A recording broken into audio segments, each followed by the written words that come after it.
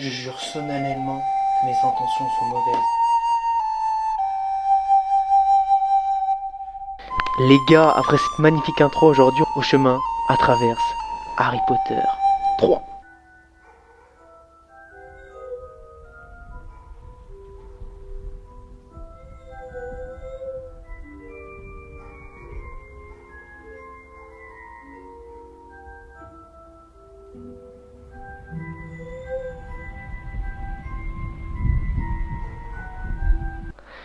Donc aujourd'hui, on va faire une rétrospective du film. Donc moi, je suis un peu, on va dire, reviewer de films. Mon Instagram par là.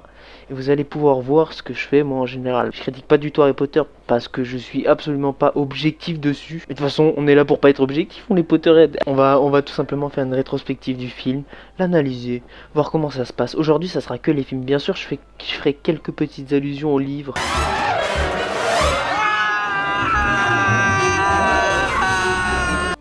On va kiffer tous ensemble de revisiter ce film de 2004. Donc déjà, comparativement aux deux, il y a eu 2 ans qui séparaient le film Harry Potter et la Chambre des Secrets, Harry Potter et le prisonnier d'Azkaban, ce qui fait que quand on a revu nos acteurs préférés...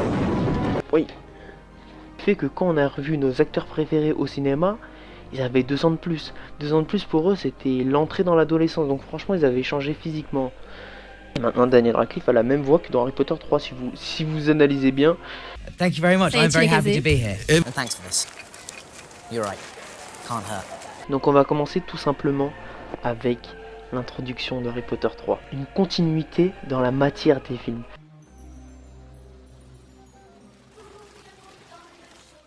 C'est-à-dire une continuité dans la matière des films. Le film va reprendre plein de choses que le premier et le 2 ont mis en place. La reprise des fantômes, rendre le château plus ensorcelant surtout.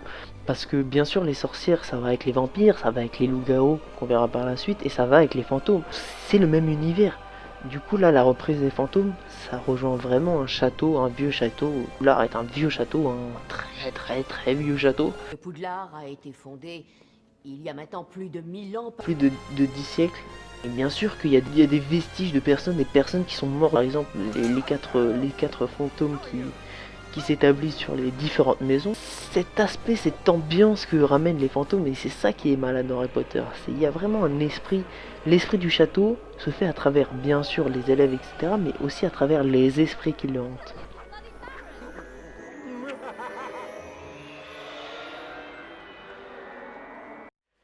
Donc à partir de ce moment-là, donc pour direct joindre les ponts, on va parler du coup d'un ajout considérable du bestiaire dans Harry Potter. Par bestiaire, j'entends des animaux qui sont présents dans l'univers. Ils avaient déjà commencé à faire ça depuis le 1, bien sûr, donc le troll, Cerbère, la tentacula vénéneuse, le filet du diable. Dans le 2, les mandragores, le basilic, les araignées, même si les araignées on connaît, mais là c'est pas le même type d'araignée du tout.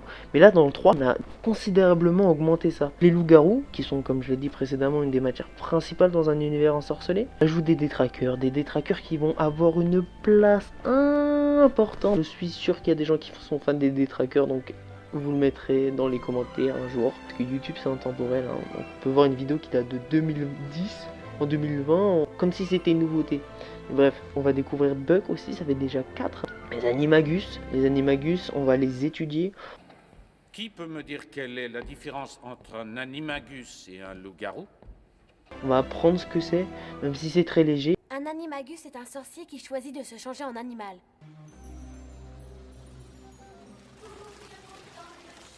Aussi, ce 3e film amène un aspect plus grandiose au château. Enfin, on va avoir des plans qui sont pas serrés sur le château comme dans le 1. Dans le 2, le 2 a rectifié très vite le tir. Ils se sont dit, on a une maquette de cette qualité-là, on a inventé quelque chose de cette qualité-là, on va faire les plus magnifiques plans possibles. Mais là, le 3 a vraiment des plans qui sont majestueux, des plans qui nous permettent de visiter tout simplement le château. Harry Potter 3 sera bien moins une aventure que le sera Harry Potter 1 et 2, mais sera bien plus une histoire. Donc là, le château, certes, il sera réadapté. L'ajout de l'énorme pendule qui se trouve dans le hall d'entrée. Un pendule qui sera gardé dans toute la suite des films et que je suppose J.K. Rowling a approuvé. Ce qui fait aussi sens parce que Alfonso Cuarón a bien sûr une thématique dans ce film. On va le visiter, par exemple, on va sentir comme les élèves, les personnages ne sont plus des sculptures d'écriture comme l'étaient dans le 1 ou 2, contrairement au 1, 2, qui le faisaient, mais qu'ils faisaient plus ou moins maladroitement. On a vraiment une masse d'élèves devant le portrait de la grosse dame ou du chevalier du Katoga. On sent un effet de masse en fait. L'école vit à partir de ce moment-là. À partir du 3, l'école est vivante. Et c'est ça qui est dingue, la réalisation d'Alfonso Cuarón, que j'applaudis. Il a fait vraiment vivre l'univers. L'univers vit à travers Alfonso Cuarón. Enfin, on ressent en tout cas une réalisation plus originale, authentique, de par la position vestimentaire qui a été mise en place, de par l'écriture des personnages qui ne sont plus que des sculptures d'écriture et qui permettent vraiment de faire vivre le monde à travers leur interaction ou à travers tout simplement leur façon de parler. Et bien sûr que le monde vit car on visite mieux Poudlard, on a de meilleures approches de Poudlard.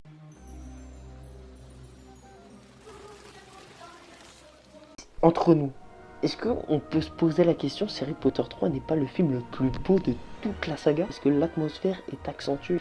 La caméra est beaucoup utilisée de sorte à ce qu'on se sente à l'intérieur, qu'on se sente dans l'enceinte de Poudlard.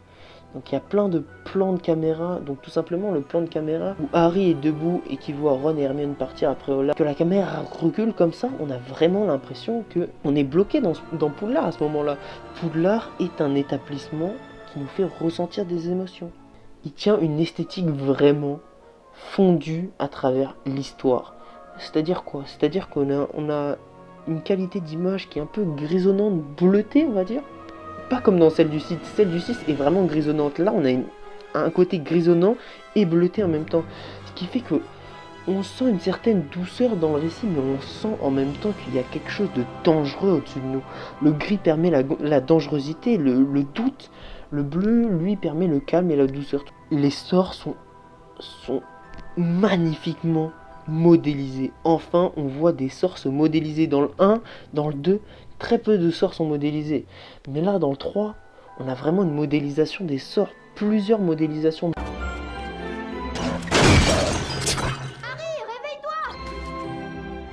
Joyeux Noël, Harry. Fun fact, Expecto Patronum, ça n'existe que dans les films en version française et anglaise. Même en version québécoise, ils ont mis Spero Patronum. Spero Patronum, c'est la vraie formule dans les livres. Les sorts sont magnifiquement modélisés. Ils représentent vraiment ce qu'ils doivent représenter. Je vous l'ai dit précédemment, le bleu qui représente la douceur. Un bleu couplé à un blanc, ça donne un sentiment de protection. Un sentiment de protection du divin. Ce que représente tout simplement Spero Patronum. Le sortilège de Patronus. Incorporel bien sûr. Pour rejoindre encore on a des plans d'une magnificence accordée.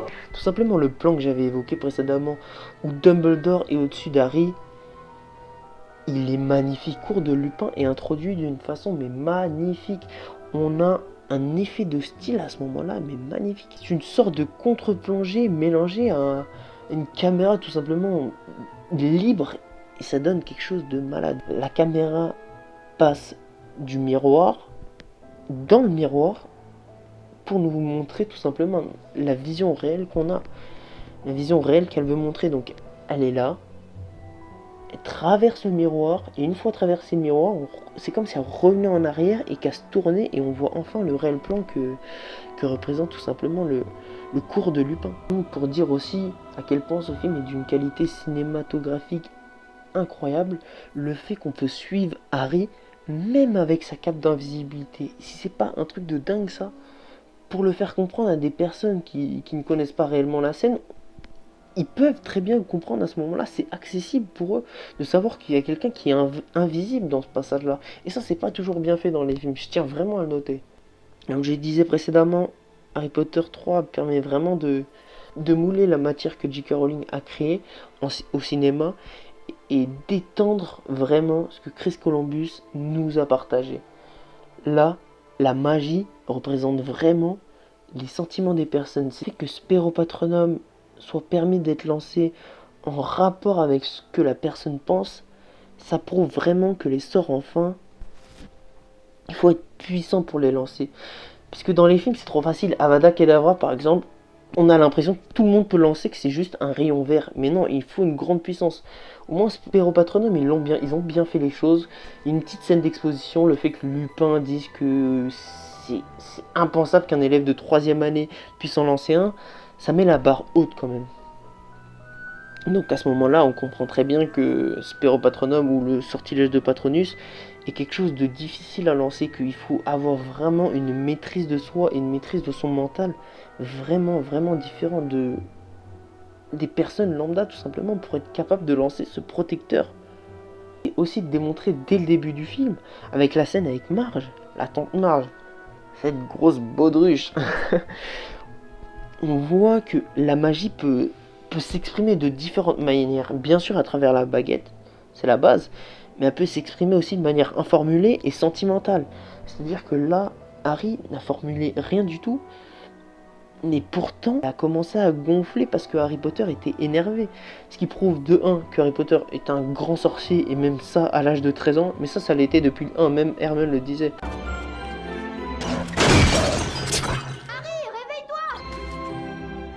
Joyeux Noël, Harry. À la fin de Harry Potter et le prisonnier d'Azkaban, en VO, on a Hermione qui arrive et qui crie.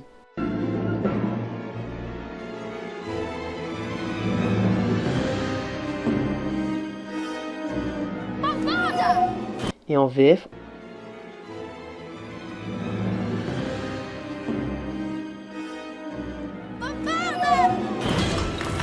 il justifie aussi que le fait que Hermione est quelqu'un de très très intelligente et forte d'esprit. Mais le film est aussi bien plus sombre.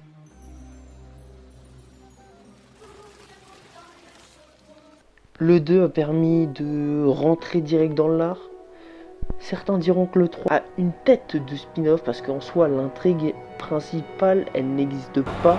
J'entends l'intrigue principale, j'entends Voldemort, l'adversité entre Voldemort et l'univers des sorciers tout simplement.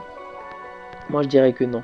C'est la découverte de Sirius Black. Pour nous, spectateurs, Sirius Black représente l'ordre du Phénix. On le verra ça dans l'ordre du Phénix, mais je le dis au préalable, on apprend et on comprend et on connaît du coup Remus Lupin. Remus Lupin qui lui a une proximité avec Harry qui est particulière, une proximité qui est particulière parce que il a connu très bien son père.